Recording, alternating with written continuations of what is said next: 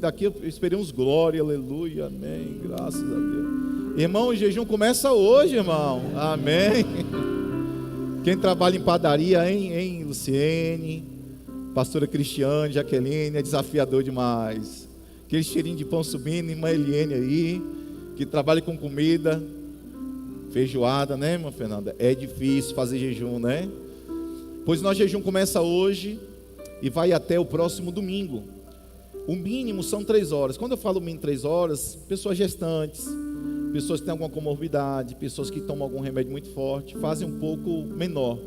Mas você pode fazer 6 horas, 7 horas, 8 horas, mas faça com muito cuidado. Eu já falei para vocês da importância do jejum. O jejum não é dieta. O efeito colateral pode ser sim um emagrecimento, mas o propósito não é isso. O propósito é um fortalecimento espiritual.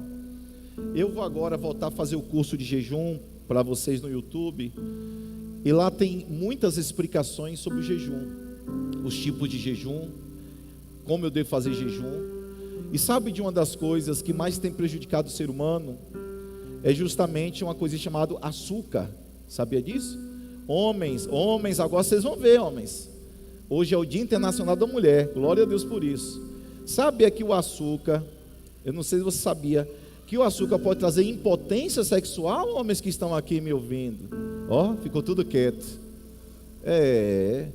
Você sabia que até aos 75 anos de idade, uma pessoa poderá ter consumido 4 toneladas de açúcar? Sabia disso? São dados da OMS. Então, se a gente puder tirar, eu tirei o açúcar um período da minha vida, eu emagreci 100 gramas por dia. E como é que eu soube? Eu fiz um jejum de açúcar, o jejum mais difícil que eu já fiz na minha vida. Eu tirei açúcar mesmo. Bolacha de sal tem açúcar, eu tirei. Pizza tem açúcar, eu tirei. O açúcar está em quase todas as coisas. Eu tirei tudo mesmo.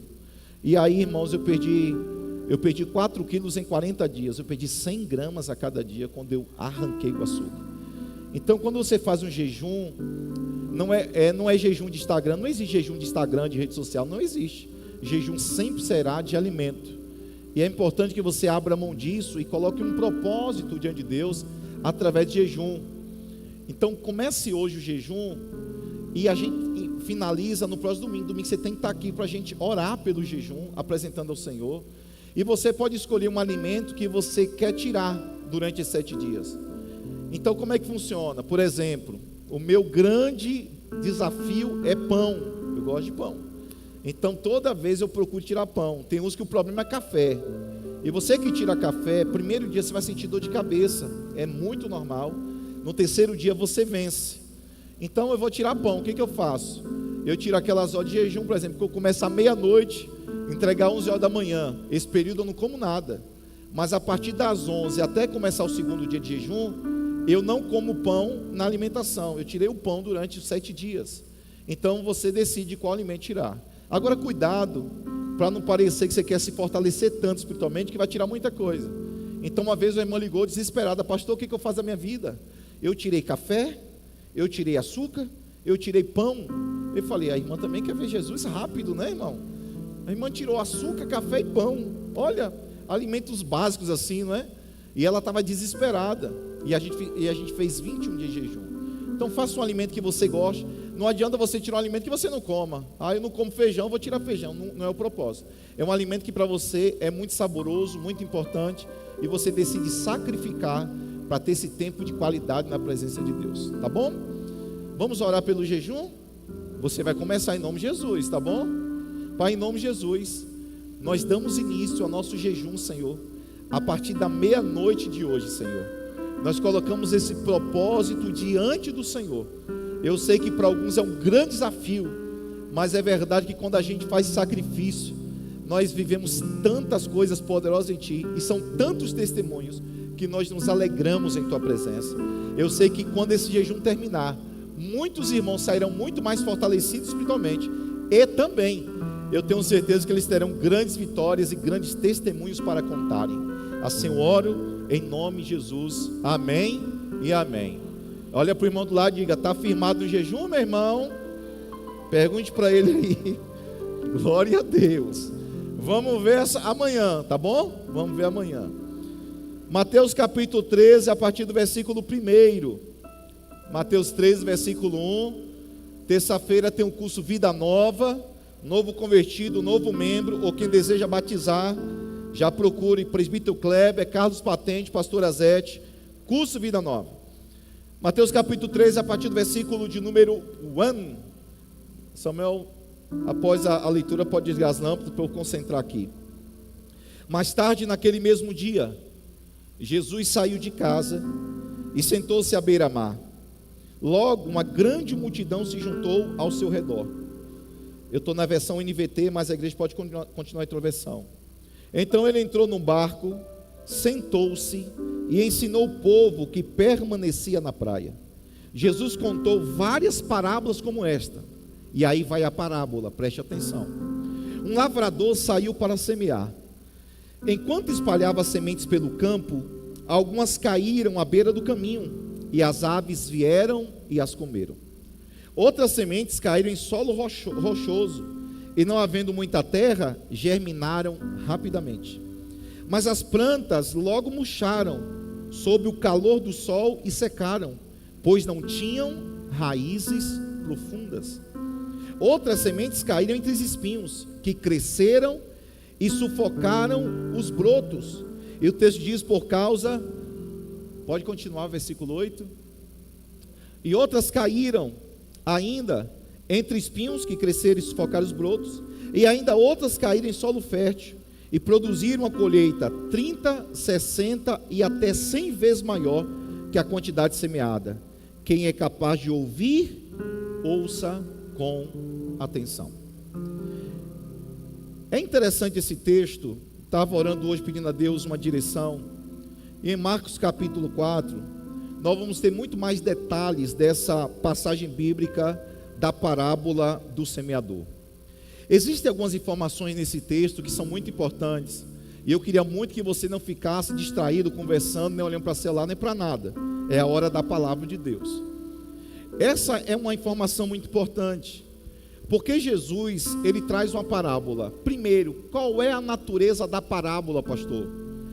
Toda parábola, ela tem um ensinamento central. Você vai olhar para toda a parábola de Jesus, sempre tem um ensinamento central. Ele sempre quer nos mostrar uma verdade.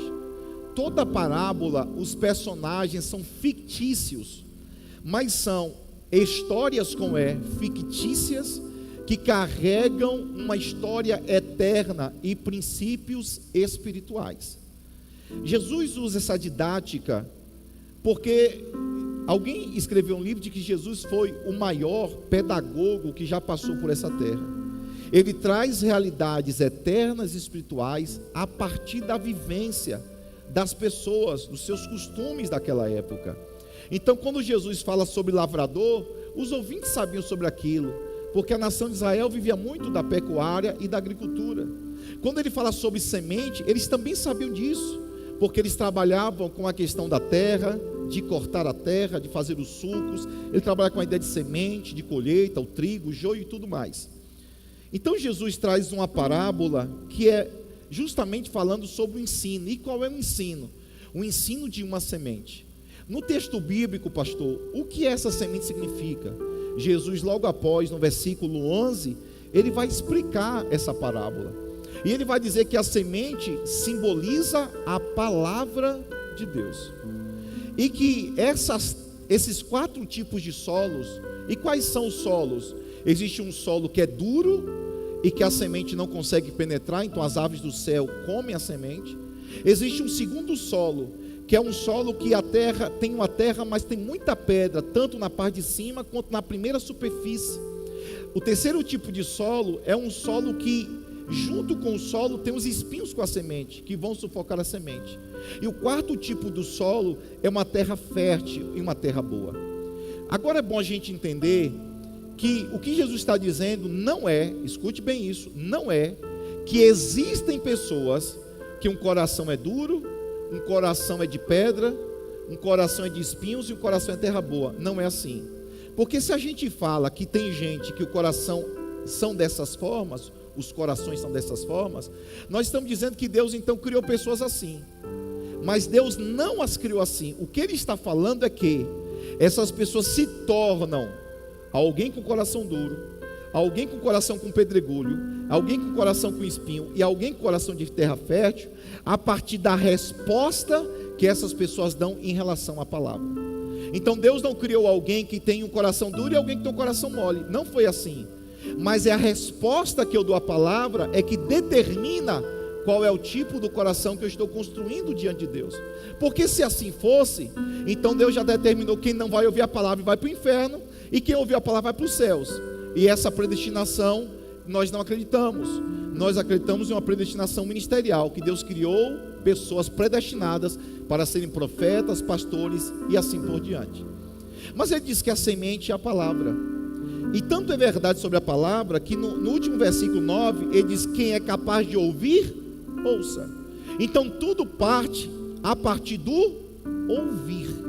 Ele diz que o lavrador saiu a semear, e ele semeia a palavra. Mas quem recebe a palavra é que vai dar crédito à palavra ou não.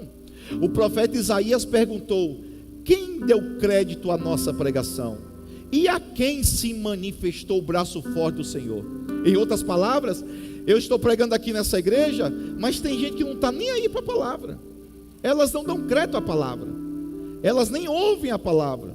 Se perguntarem depois do culto o que foi que o pastor pregou, eu não sei, porque elas estão em outro lugar. O corpo está aqui, o coração está em outro lugar, e elas não dão crédito à palavra.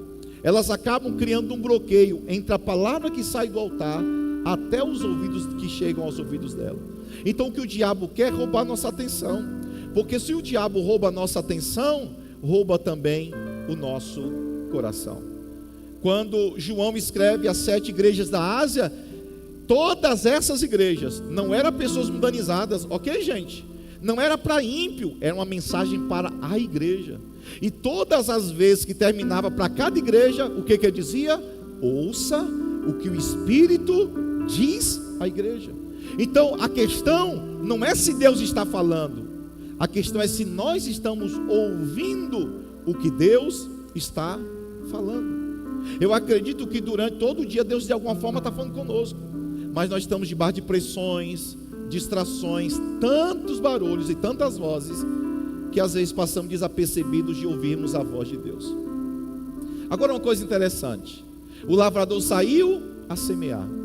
Quando você prega a palavra para alguém, você pode determinar se aquela palavra vai alcançar o coração da pessoa, aquela pessoa vai se converter? Não, porque o nosso papel qual é? É apenas lançar a semente. Quem vai transformar a pessoa é Deus, a partir do Espírito Santo. Está em João 16:8. O Espírito Santo é quem convence o homem. Não é o homem quem convence o homem, é o Espírito Santo quem convence o homem do seu pecado, da justiça e do juízo.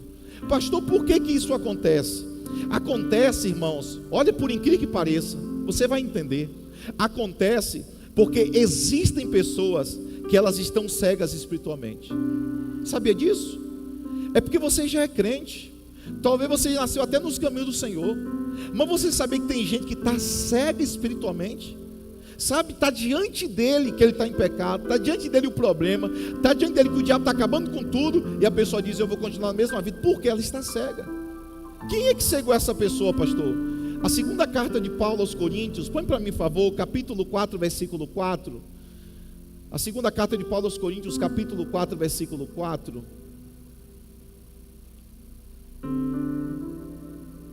Pode deixar. O Deus deste mundo. Irmãos, a palavra Deus está em minúsculo ou maiúsculo? Então não é o Deus poderoso, o nosso Deus servimos. Ele diz que o Deus desse século. 1 João diz que o mundo jaz do maligno. Quem é o Deus desse século? É o diabo. Então diz que o Deus deste século, deste mundo. Na Bíblia existem 3 tipos de mundo. Pergunte aí qual, pastor? Me ajuda. Obrigado. O primeiro mundo são as pessoas. João 3,16. Porque Deus amou o mundo. Ele não amou o sistema, não, ele amou as pessoas. Mundo aqui fala de humanidade. Porque Deus amou o mundo de tal maneira. O segundo mundo que existe está na carta escrita aos Hebreus, que pela palavra os mundos ou o mundo foi criado. Esse segundo mundo é o mundo geofísico. São as árvores, as nuvens, as montanhas, os lagos, a criação, o universo. Existe um terceiro mundo, que está em 1 João capítulo 2, que fala que não ameis o mundo, nem o que no mundo há. E Tiago capítulo 4, versículo 4, que a amizade com o mundo é inimizade com Deus. O que é esse mundo? É esse mesmo aqui. Que mundo é esse? O sistema governado e operado pelo diabo. Sistema de valores invertidos, sistemas de ideologias erradas, sistemas que vão contra a palavra de Deus. Então o Deus deste mundo, que é o diabo, cegou os olhos, cegou a mente. Quantas vezes você pregou para alguém, você mostrou o caminho para ele, você falou, esse é o caminho, você não está vendo que você está perdido? A pessoa vê com os olhos, mas a mente está bloqueada. Por quê? Porque o diabo cegou. Por que cegou? Para que não consigam ver a luz. Então por que não conseguem ver a luz? Porque a mente está em trevas. Existem bloqueios. A segunda carta, eu creio que a segunda carta de Paulo aos Coríntios também, capítulo 10, versículo de número 4, salvo engano, isso, para derrubar as fortalezas do raciocínio humano. Olha o que eu vou te explicar. Tem gente que você não está vendo, nem eu estou vendo, mas você vê a testa. Deus vê uma muralha na frente da mente da pessoa, uma muralha intransponível. São fortalezas. Pastor, como é que essas fortalezas foram construídas? Foram construídas a partir de conceitos religiosos, a partir de ofensas, foram construídas a partir de uma herança familiar. Eu nasci assim, vou morrer assim, porque meu pai fez assim, minha mãe fez assim. Você pode mostrar o céu para a pessoa cria uma fortaleza. Então a luz não penetra, porque existe uma fortaleza. Volta para lá, por favor, 2 Coríntios 4:4, para que não lhes resplandeça a luz das boas novas, o Evangelho. Porque quando o Evangelho encontra a vida da pessoa, existe transformação da pessoa. E o Evangelho vai mostrar quem, irmãos? Vai mostrar Cristo. Alguém está comigo? Está prestando atenção? Essa notícia qual é? Boa nova quer dizer uma boa notícia. Qual é a notícia? Eu era pobre e perdido, sem Deus e sem Jesus. Eu estava no charco de lodo. O meu nome estava escrito no livro da morte do inferno. Mas Jesus veio e falou, eu tenho uma chance para você, eu tenho um convite para você, eu tenho um caminho, eu tenho uma nova vida, eu tenho uma nova família, eu tenho uma nova morada, eu tenho uma nova geografia. O teu nome vai sair do livro da morte, vai ser escrito no livro da vida. Você não vai mais para o inferno não, você vai para os céus agora. Agora só depende de você. É uma boa notícia ou não é? Imagine alguém está no corredor da morte, já está sentado na cadeira elétrica, só falta alguém dar um sinal para apertar o botão e a pessoa morrer. E o advogado Jesus chega assim, posso tirar você dessa cadeira da morte agora, e vou te dar uma nova vida. Não é uma boa notícia, irmãos? Era assim que nós estávamos, na cadeira da morte, no corredor da morte. Mas Jesus foi e disse, eu tenho uma boa notícia. Então o que é essa palavra? Essa palavra é para dizer, há uma boa notícia. Só que o primeiro solo, que a semente que a palavra de Deus chega, é um solo que é duro. É tão duro que a semente cai e não germina. Você sabia que tem terrenos tão férteis que se você jogar semente, não precisa nem jogar uma terra por cima, a semente cresce? Já viu isso, gente? Já presenciou uma coisa dessa? Nós temos uma roça lá no São Sebastião. Estou até vendendo se você quiser comprar. Lá tem um lugar lá que se você colocar a semente, não precisa nem botar a terra em cima, brota. Mas essa aqui é uma terra tão dura. É igual isso aqui, ó. Se botar uma semente aqui, brota, irmão. Por quê? Porque a semente não tem como entrar na terra. E tanto que não podia entrar, que eles tinham que cortar a terra para colocar a semente. Tem gente que o coração é duro.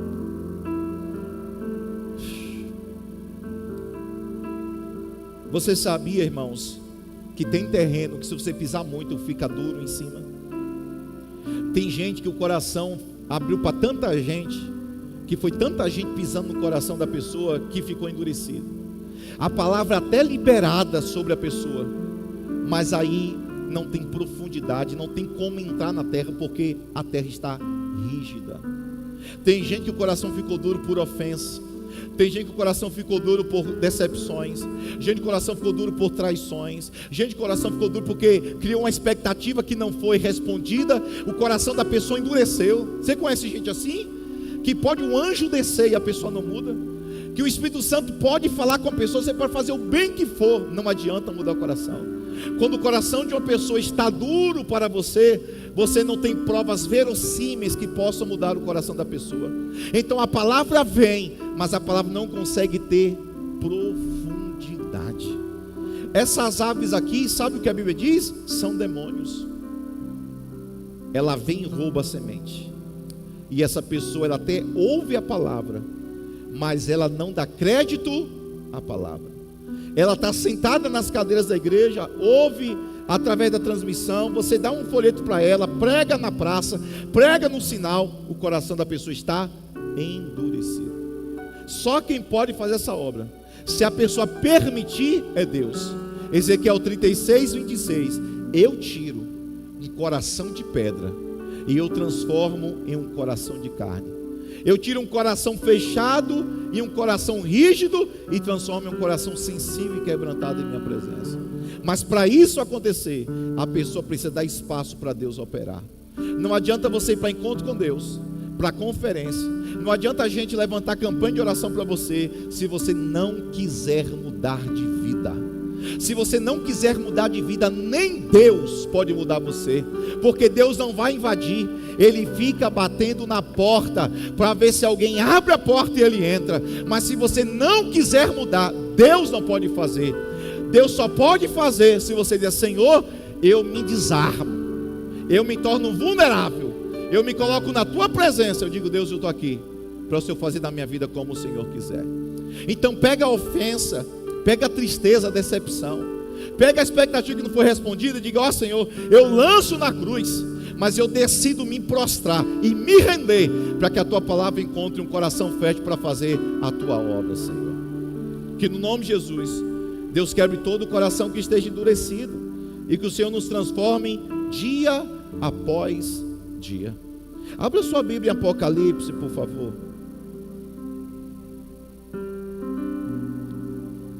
Irmão, uma mensagem dessa mais didática, eu acho que não tem como mais, né? Apocalipse, eu acho que tem na minha Bíblia Apocalipse, irmão. Deixa eu ver aqui. Eu acho que tem. Aqui. Apocalipse capítulo 2, versículo 1. Escreva esta carta ao anjo da igreja que está em Éfeso.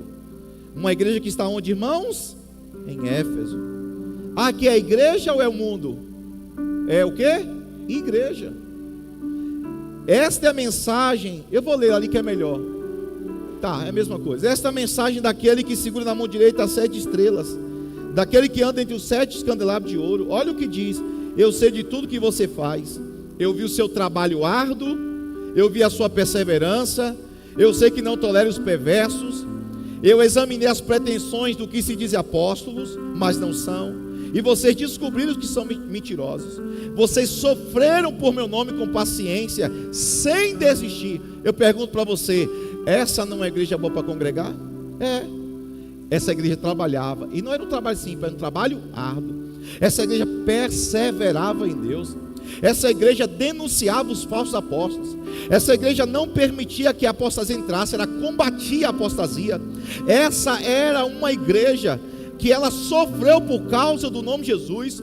Era uma igreja paciente debaixo da tribulação. Eu pergunto: não é uma igreja boa para congregar? É, irmãos. Mas por que Jesus denuncia a igreja? Olha o versículo 4. Eu só tenho uma coisa contra vocês. Às vezes a gente acha que está bem com Deus, mas pastor, eu persevero, eu trabalho na obra de Deus, eu denuncio o pecado, eu não sou pecador, eu sou pelo teu nome, mas às vezes Deus tem uma coisa contra nós. Eu tenho contra vós que vocês perderam o primeiro amor. E eu vou te dar uma palavra que todos os líderes sabem, mas a igreja tem que saber. Tem gente que vem aqui na igreja só para trabalhar. Tem gente que vem aqui na igreja só para cumprir tabela, escala. Vem aqui: hoje eu estou na escala, peraí, deixa eu lá. Aí trabalha no diaconato, recepção, na mídia, mas quando é para sentar para receber a palavra, não querem. Quando é para se envolver com mulheres, não querem. Quando é para se envolver com os homens, não querem. Eles só querem ser uma tarefa, uma obra. E eu não quero gente aqui na igreja assim. Eu quero sim gente que trabalhe, quero. Eu quero voluntário, quero. Mas eu quero gente que tem um coração sensível para sentar e também ser ministrado por Deus. Se é o dia que você vai comemorar o casamento, o seu aniversário de casamento, mude a escala. A prioridade é a sua família. A prioridade não é a obra de Deus. A prioridade é a sua família. Então também tire um tempo para a sua família. Porque sabe o que acontece? Às vezes, o negócio pegou, pastor. Às vezes nós estamos trabalhando para Deus, mas sem uma vida com Deus, irmãos. Estamos aí vestindo uma roupa, uma farda, trabalhando na obra, mas não servindo ao Deus da obra. E escute, e tem gente trabalhando na obra que vai para o inferno, porque não tem vida mais com Deus. Só vem para trabalhar. Eu não quero só gente que trabalhe aqui. Eu quero gente com vida no altar, gente que congregue, gente que gere comunhão, gente que participe da vida da igreja. Então é um recado, pastor, então para mim não dá. Então glória a Deus, vai em paz. Mas eu quero gente aqui que sente para ser ministrado também. A gente não pode toda vez só ministrar. A gente tem que sentar para receber, sentar para ser ministrado, sentar para chorar com os que choram, para se alegrar com os que se alegram, sentar para ouvir a palavra, irmãos. Alguém está comigo em nome de Jesus? Irmão, eu estou falando alguma coisa errada aqui em nome de Jesus? Não, irmão. Porque tem gente que acha que a igreja só precisa dele por uma obra, mão de obra, só para cumprir uma escala. Não, é preciso ter comunhão com os santos, é preciso se envolver com a obra, é preciso ser ministrado. Porque quem não senta para aprender, não pode se levantar para ensinar. Olha para essa igreja. Só que essa igreja tinha perdido. Se a gente não tomar cuidado, escute isso, a gente vai se distraindo, a gente vai se afastando dentro da igreja. Daqui a pouco as raposinhas entram no coração. Daqui a pouco acontece uma coisa ali, acontece aqui. Daqui a pouco quando você vê, você nem está fazendo mais parte da igreja. Então guarde o coração, para que você não perca o primeiro amor. Porque daqui a pouco você está deixando de orar, está deixando de jejuar, está deixando de congregar. Só fica fortalecido quando vem para o culto. Sim. E se vier uma pandemia de novo, como já veio, quer dizer que a pandemia vai te matar? A sua vida espiritual vai acabar?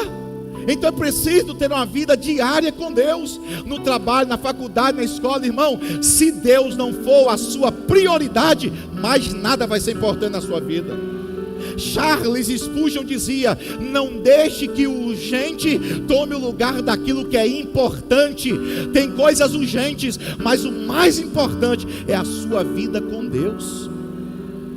Mateus 6,33: buscai em primeiro lugar o reino de Deus e a sua justiça, e estas coisas vos serão acrescentadas. A gente pode estar na igreja e com o coração duro igual esse primeiro solo aqui. Ei, meu Deus, tá bom, deixa para lá. O segundo, outro dia eu prego. O segundo solo é um solo rochoso.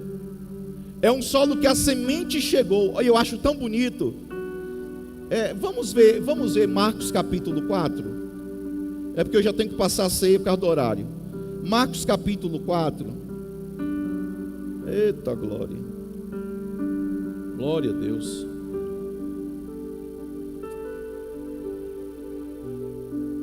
O versículo de número 16.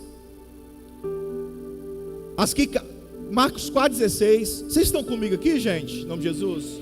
Vocês nem pagaram ingresso, estão recebendo a palavra dessa, irmão? Glória a Deus. Marcos 4,16. As que caíram no solo rochoso representam aqueles que ouvem a mensagem e sem demora a recebem com alegria. Contudo, uma vez que não têm raízes profundas, não duram muito, porque assim que enfrentam problemas ou são perseguidos por causa da mensagem, eles desanimam logo.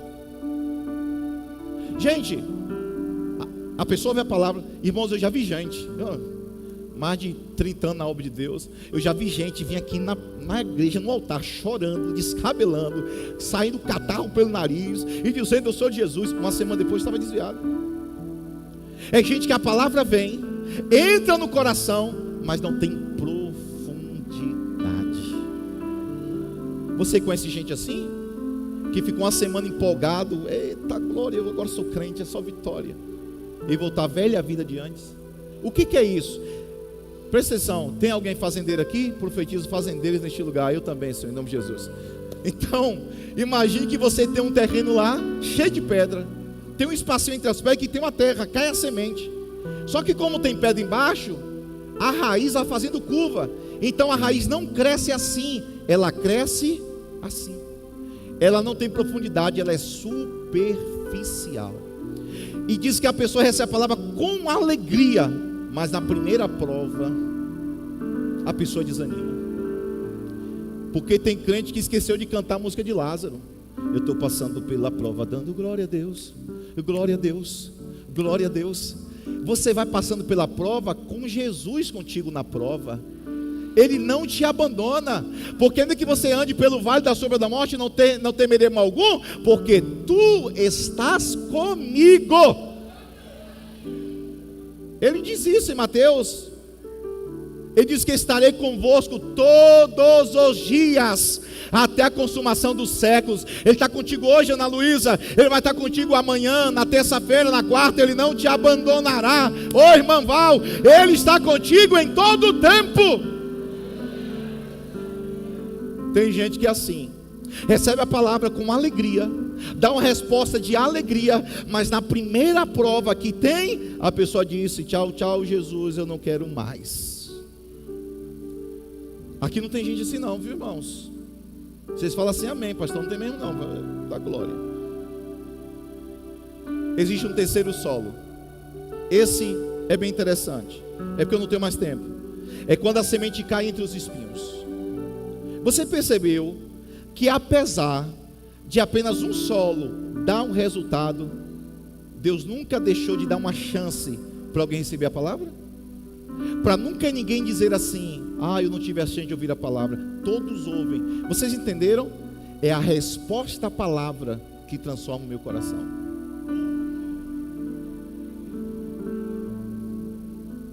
Olha o que diz o versículo de Marcos, capítulo 4, sobre esta outra semente. Versículo 17. Não, é o 18. As que caem entre os espinhos representam outros que ouvem a mensagem, mas logo ela é sufocada. Sufocada pelo que, irmãos? Vamos lá, 19, gente da mídia. 19. Aí. Ela é sufocada pelo que? Bora, meu irmão. Pelo que? E pelo que mais? Sedução da? E pelo que mais? Outras coisas. Irmão, essa vida tem preocupação? Tem. Mas se essa vida tem preocupação, por que tu está crente até hoje firme? Você é melhor do que alguém? Não. É porque apesar das preocupações, você permitiu que a palavra de Deus na sua vida, ela produzisse frutos. Qual a diferença? É que nenhuma das três produzem frutos. Pegou aí? Pegou? Pastor, como é que eu conheço o crente? Vê se ele produz fruto ou não. Irmão pode ter cara de crente, vive de crente, falar em línguas estranhas, mas se não tiver fruto, não é crente. Jesus disse: a árvore é conhecida pelos seus frutos. Se não está dando fruto, alguma coisa está errada neste coração. Isso aqui é uma das maiores revelações da Bíblia, é só você ficar atento. E vou dizer, viu? Não é só para a igreja não, no seu trabalho, nos ambientes que você anda, preste atenção, porque tem gente que diz que faz o mundo inteiro, mas na hora de fazer não faz nada. Preste atenção, quem anda contigo, se está dando fruto ou se não está dando fruto. Preste atenção. Ele diz que as preocupações da vida e a sedução das riquezas. Deus não tem problema com riqueza. O problema não está na riqueza, é o desejo de ser rico, mas que não quer ter compromisso com Deus. Eu quero que vocês tudo seja rico, irmão, que eu já pago o terreno à vista e ainda construo daqui 3 meses. Mas o que ele está dizendo é a sedução do coração, é o desejo desenfreado para poder ter riquezas, para acumular riquezas, mas que o coração não está no Senhor. E aí eu finalizo agora o quarto solo. Esse quarto solo é uma boa terra. Eu vou profetizar que nós somos esse solo, em nome de Jesus. Glória a Deus. Diz que esse solo caiu essa semente, ela caiu em uma boa terra. Olha o que diz o versículo de número 20. E as que caíram em solo fértil representam os que ouvem. Você percebeu que todos ouvem?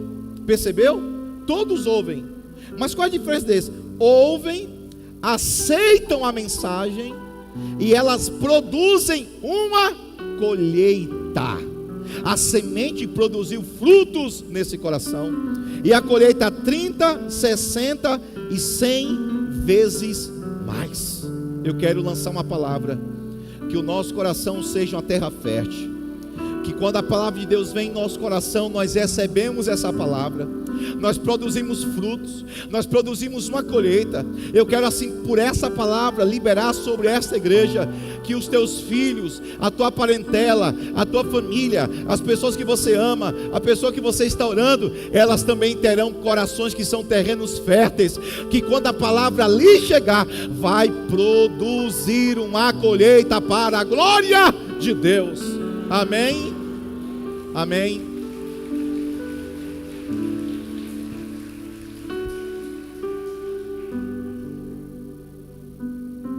Por que eu soltei essa palavra, pastor? Porque nós vamos lançar aqui na igreja o projeto André. É um projeto que nós vamos semear a palavra. Deixa eu repetir, é porque eles não viram, eles não prestaram atenção. É que eu vou lançar aqui o projeto André, que a gente vai ganhar almas para o Senhor Jesus Cristo. Porque parou de você ficar sentado nessa cadeira, acho que já está mais. Está aí doendo o bumbum já, você ficar sentado nessa cadeira. Está na hora da igreja sair por essas portas aí fora e pregar o evangelho. E aí eu vou desafiar, não é só pastor não, nem líder, toda a igreja está convocada para nós lançarmos a semente. Quem lança a semente é a gente, quem produz a obra é quem? É o Espírito Santo de Deus. Porque a igreja que não ganha almas, irmãos, ela está perdendo o foco de Jesus. A igreja precisa evangelizar e ganhar almas para Cristo. E perguntando isso, tem alguém que ouviu essa palavra e Deus falou no seu coração e você quer tomar uma adesão com Jesus hoje, agora? A semente foi lançada, eu já fiz a minha parte, o Espírito Santo já está fazendo a dele, agora é contigo.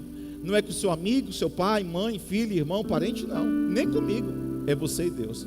Se a semente chegou aí e você entendeu que Deus falou ao teu coração, e você diz, é hoje, pastor, não tem para onde correr, é o meu dia, então eu estou te dando a oportunidade de você sair do seu lugar e você vir até aqui. Eu sei que é um pouco constrangedor, né? Então pede para alguém te trazer aqui e você vai tomar essa decisão com Jesus hoje, agora.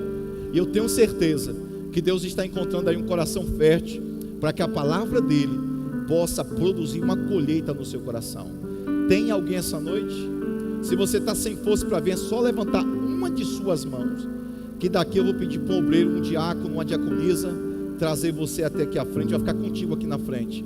A palavra está lançada, a semente foi lançada, agora é com você de receber essa semente, de reagir a essa palavra, em nome de Jesus.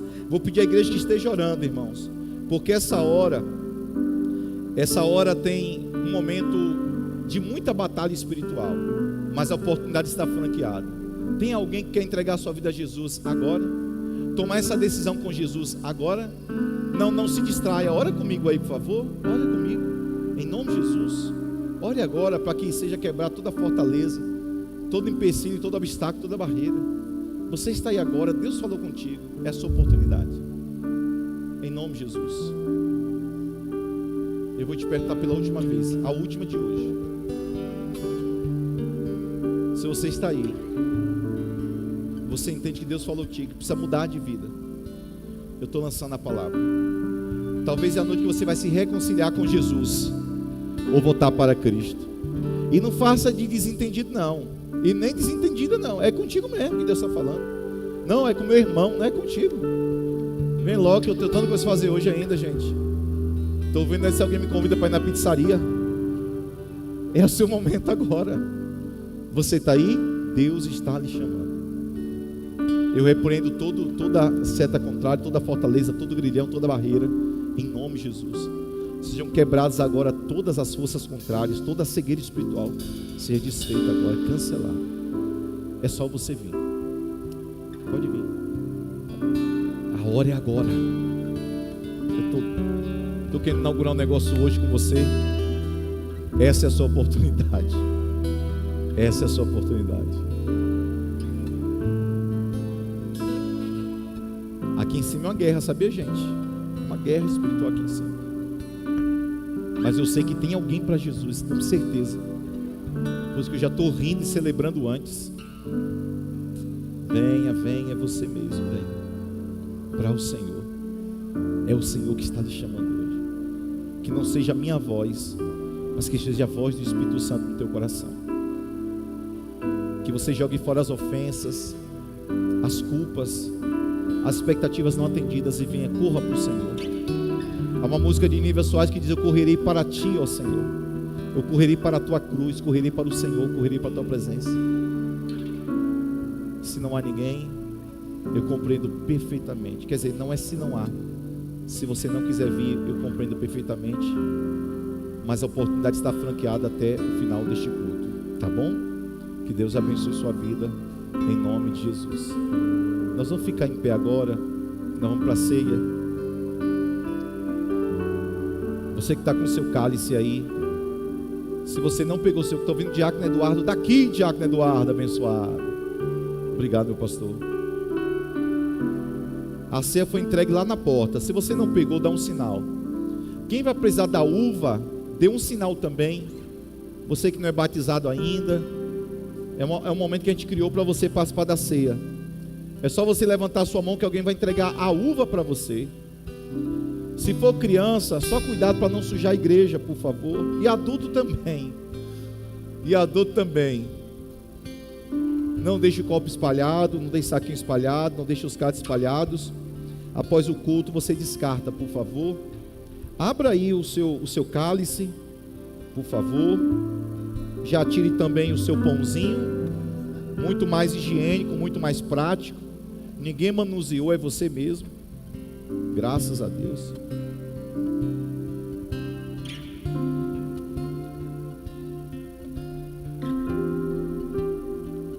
Quem não pegou a uva? Ah, tá. Quem não pegou a uva, levante a mão que o pessoal vai entregar.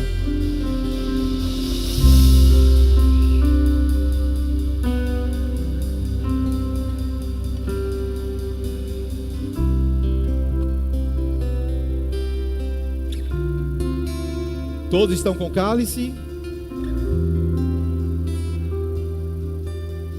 Alguém está precisando da uva? Levanta a mão lá atrás.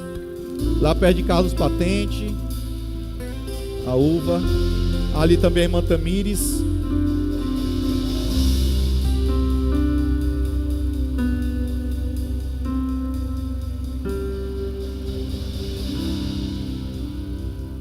Pronto. Pois eu recebi do Senhor que também vos ensinei, que o Senhor Jesus, na noite em que foi traído, tomou o pão, e tendo dado graças, partiu e disse: isto é meu corpo que é entregue por vós, fazei isto em memória de mim. Semelhantemente, depois de cear, ele tomou o cálice, dizendo: este cálice é a nova aliança no meu sangue, fazei isto todas as vezes que beberdes em memória de mim. Olhe para mim, por favor. Todos já estão com a uva, todos estão com a ceia. A ceia tem 4 direções. A primeira direção, nós olhamos para Deus: fazer isto em memória de mim. A segunda direção da ceia é para dentro de nós: examine-se o homem a si mesmo. A terceira direção é para a igreja: por isso há entre vós muitos fracos e doentes e muitos que dormem. E a quarta direção é para o mundo: quem tem fome come em casa, porque a tua casa sabe se você testemunha dele ou não. A ceia tem 4 direções. Olhamos para Deus, olhamos para nós mesmos, olhamos para a família da fé e olhamos para o mundo. Mas que nessas 4 direções Cristo seja sempre glorificado, e que nós nunca faltemos em um ambiente de ceia, porque fazemos isso em memória do Senhor. Aqueles que têm o pão, segurem-no, por favor.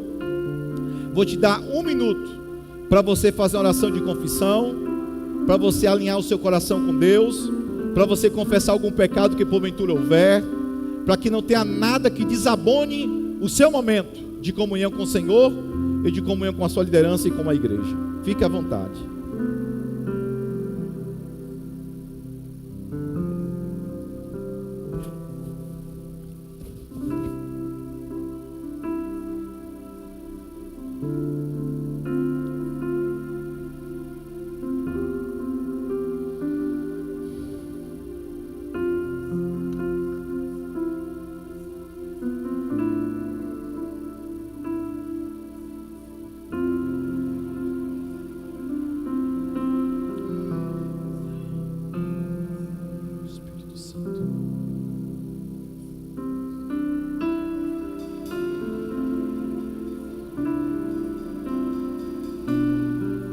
Senhor, nós apresentamos esses elementos ao Senhor. Quinta-feira nós aprendemos sobre consagrar as coisas, e nós consagramos o pão e o suco ao Senhor. Se houve alguma palavra contrária, alguma oferenda, se houve alguma consagração a demônios, sejam canceladas agora em nome de Jesus, porque esses elementos serão usados na mesa do povo que serve ao Deus poderoso, a um povo nobre, a um povo da tua presença, a um povo da honra do Senhor. E por isso nós apresentamos a ti, porque temos certeza que é espiritual o que fazemos. Sabemos que esse pão ele representa, e não é o corpo, mas o representa. Sabemos que esse suco não é o sangue, mas representa. Há uma simbologia de uma realidade espiritual na ceia, e por isso nós fazemos com temor e com honra. E o Senhor ordenou: fazei em memória de mim, até que Ele venha, até que Jesus venha, Senhor. Nós estaremos na ceia, estaremos na mesa, estaremos na comunhão dos santos. Assim apresentamos a Ti cada elemento, em nome de Jesus, amém. Os que têm a uva e os que têm o pão podem participar em nome de Jesus.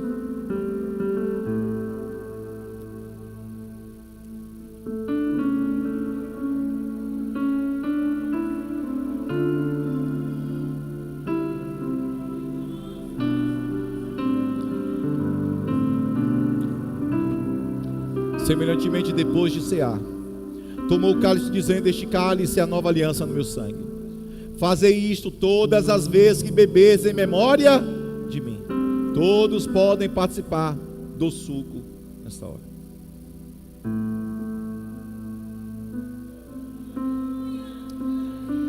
É um tempo de agradecer, é um tempo de honrar o Senhor. Se você quiser se ajoelhar para agradecer, se você quiser se prostrar, quiser levantar as mãos, fique à vontade. Quiser colocar a mão no seu coração, é o momento agora. Eu até falei com os músicos: nós não vamos cantar não, nós vamos ouvir a igreja orar, nós vamos orar. Os músicos também podem orar, os diáconos podem orar, a multimídia lá em cima, não se distraia, ore também. É um momento de oração, de agradecimento. É um momento que não tem som de música, tem o som da igreja, o som da voz da igreja. Faremos diferente hoje, uma oração de consolo, de oração, de gratidão, de se prostrar, dizer: Deus, obrigado por mais uma ceia. O mundo está perdido, o mundo está mal, o mundo é cruel, mas há uma igreja que ainda celebra o teu nome. Há um povo separado no planeta Terra, que faz em memória do Senhor, em honra ao Senhor, ó Deus, e fazemos com alegria. Você pode levantar as mãos aos céus, você pode colocar a mão no seu coração. O importante é você reconhecer quem Jesus é. O importante é você ser grata a Deus por estar aqui, por estar nesta casa, por entender que é um novo tempo. Eu sinto que é um novo tempo de Deus sobre tua vida.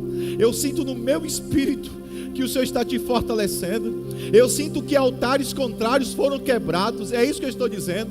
Altares quebrados, altares contrários que foram desfeitos e quebrados. Contra a tua vida não tem encantamento. É um novo altar, você vai andar em uma nova vida, em novidade de vida. Você é um ser recriado em Deus, pela cruz do Calvário, em nome de Jesus. Então agradeça, seja grato ao Senhor por tudo que Ele está fazendo e por tudo que Ele fará na sua vida. Eu queria lhe pedir, se for possível, dá um abraço aí em 3 irmãos e declare sobre a vida dele, que no nome de Jesus, a vida dele é bênção, que ele nunca vai sair da mesa da ceia. Você nunca vai sair da mesa da ceia. Você pertence à mesa do Senhor. Tiago, você pertence à mesa do Senhor. Ícaro, você pertence à mesa do Senhor. Lucas, você pertence à mesa do Senhor. Vitor, Andressa, Tailana, Renata, pastor Zemi, pastora Eliana, você pertence à mesa do Senhor. Você não pertence a outro lugar. Você pertence à mesa do Senhor, a mesa do sacrifício, a mesa do sangue, a mesa do pão, a mesa da entrega, do compartilhamento, a mesa da comunhão, a mesa do poder do Espírito, a mesa das lágrimas, a mesa da oração, a mesa da unção de Deus. Você faz parte dessa mesa. Você não vai sair dessa mesa. Só quem sai da mesa, irmão, é quem não tem aliança. Judas Iscariote saiu da mesa, comendo o pão, mas não tomou do cálice, porque ele não tinha aliança. E a Bíblia diz: este é o cálice da nova aliança. Quem tem aliança fica na mesa. Quem tem aliança participa até o final da mesa, não sai da mesa. Você é alguém de aliança. Você é alguém de aliança. Você é alguém da mesa. Em nome de Jesus. Vamos ao para Jesus com muita alegria. Pode se assentar, por favor. Nós já vamos orar. O pastor Zimi vai estar orando por nós. Prepara o microfone, pastor Zimi. Mas eu quero parabenizar todas as mulheres. Tem um vídeo preparado para vocês. Alguém está comigo aqui? Já estamos para casa. Deixa eu falar uma coisa para você. Dia Internacional da Mulher é um dia muito importante. Mulheres são muito importantes. Eu fico muito grato a Deus pelas mulheres da igreja. Vocês são excepcionais, sério. Vocês são excepcionais. Agora eu preciso falar uma coisa que talvez eu nunca disse, e como pastor eu preciso dizer. Se tem alguma mulher sendo agredida fisicamente na sua casa, denuncie. Não fique refém de emoção de ninguém. Ah, pastor, ele vai mudar. Irmão, se tem 15 anos assim, talvez nunca vai mudar. Irmã, a carta de Paulo aos Coríntios capítulo 7 diz que Deus te chamou para essa guerra, para a servidão. O Senhor te chamou para a paz. Pastor, o Senhor está me aconselhando a apartar-me? É o que a Bíblia diz. Aparta-te. Se está te prejudicando, sua vida está em risco, aparte-se. Deus não te chamou para isso não, minha irmã. Sofrendo na mão de gente que não quer nada com Deus. Ai, meu Deus, eu fico logo agoniado, viu? Tem que denunciar para Maria da Penha, mesmo que às vezes a justiça é muito falível e morosa, mas Deus não chamou para essa opressão, para essa guerra não. Então, em nome de Jesus, tem uma igreja aqui que está disposta a aconselhar, fazer terapia, te ajudar, mas está sendo agredida fisicamente, verbalmente, por um homem que não quer nada com a vida nem com Deus. Não dá para permanecer num casamento assim, debaixo de opressão e de escravidão. E a segunda coisa, você é muito melhor do que você acha que você é. Você é especial, é a menina dos olhos de Deus, e mulheres são tão importantes para Deus, que o maior homem do mundo, para entrar nessa terra, como qualquer outro homem, veio por meio de uma mulher. Então, em nome de Jesus, que Deus te use, que esse ano seja um dos melhores anos de Deus sobre sua vida. Mulher que está aqui, seja mulher mãe de filhos biológicos, mãe de filhos espirituais, sejam garotas ainda, que ainda não são mães e se casaram, mas nesse dia, cadê os homens dessa igreja? Vamos os homens aplaudir as mulheres, pelo Dia Internacional da Mulher. Glória a Deus. Cadê os casados? Levante a mão, os casados. Os outros casados, levante a mão, pelo amor de Deus. Daqui eu estou vendo que você tá... Tem homem que está com vergonha de dizer que é casado. Fala aí. Os homens são casados, levante a mão assim bem alto. Homens casados. Ô mulher, fica olhando se o teu marido está levantando a mão. Presta atenção, hein? Levante a mão, os que são casados. Do altar também. Ali gritou, levanta as duas. Ele levantou logo as duas. Tu deu o que de presente para tua mulher? Porque o meu é Pix que eu vou dar. Eu já sei. Você deu o que de presente? Já chegou. Alguém já deu presente, irmão? Aí eu dei um beijo. Ô irmão, sapo também vive de beijo, irmão. Sapo também vive de beijo. Ih, o negócio. O clima aqui ficou chato agora. O clima ficou chato. O vídeo está pronto? Até meia-noite, maridos, vocês têm que dar uma coisa para a mulher de vocês. Amém? Os homens não, foi esquecimento, viu, irmã? Eles se esqueceram. Foi isso que aconteceu. Mas vale até amanhã, minhas irmãs? Fala que vale, pelo amor de Deus. Vale, aí, tá bom? Até amanhã, vocês têm que abençoar as mulheres de vocês, tá bom? Isso não é papel meu, não, de pastor, não. Isso é papel de vocês. Eu sou pastor de igreja, não sou marido das mulheres da igreja, não. Isso é papel de vocês. Daqui a pouco até que a igreja dê presente. Isso é papel de vocês, não é meu, não. Tá bom? Vamos passar um vídeo em homenagem ao Dia das Mulheres. Neste Dia das Mulheres, celebramos não apenas a força, mas também a graça e o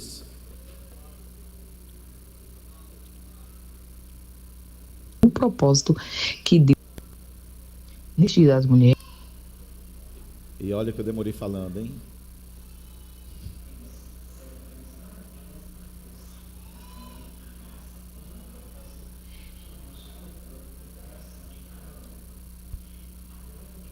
O áudio está baixo.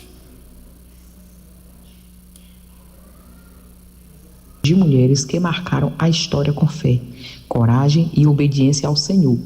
Mulheres que oraram, lutaram, confiaram e permaneceram firmes, mesmo em tempos difíceis. Ser mulher é carregar dentro de si a capacidade de cuidar, de ensinar, de levantar quem caiu e de espalhar amor por onde passa. Mas, acima de tudo, ser mulher é entender que nossa verdadeira identidade está em Deus.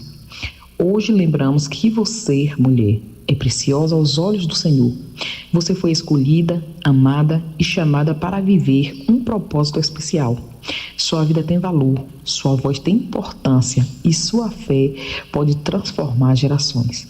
Que neste dia cada mulher se lembre: Deus conhece suas lutas, vê suas lágrimas e se alegra com cada vitória.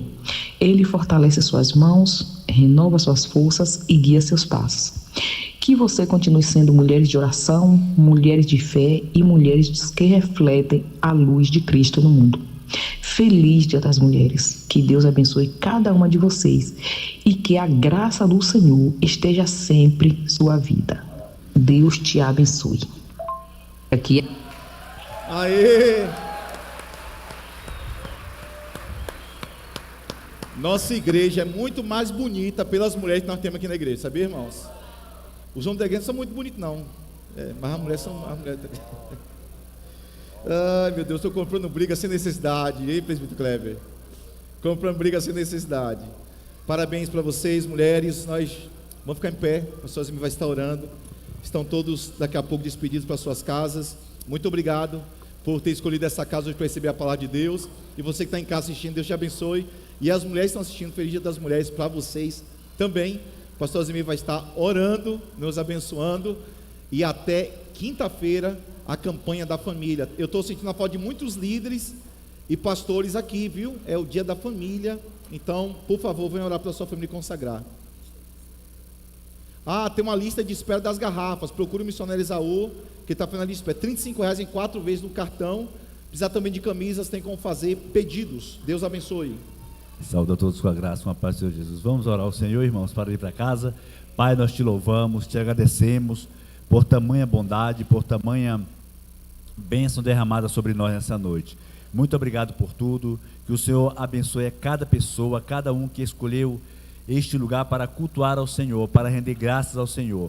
Que o Senhor nos leve em paz, debaixo das tuas santas e poderosas mãos, dando uma noite reparadora, um sono do justo, início de semana abençoado na tua presença. Pai, muito obrigado. Leve o teu povo em paz, em nome de Jesus. Amém. Que o grande amor de Deus, as doces e as ricas e as consolações do Espírito Santo de Deus não seja somente hoje nesse lugar, mas que seja para todo sempre com todos vocês.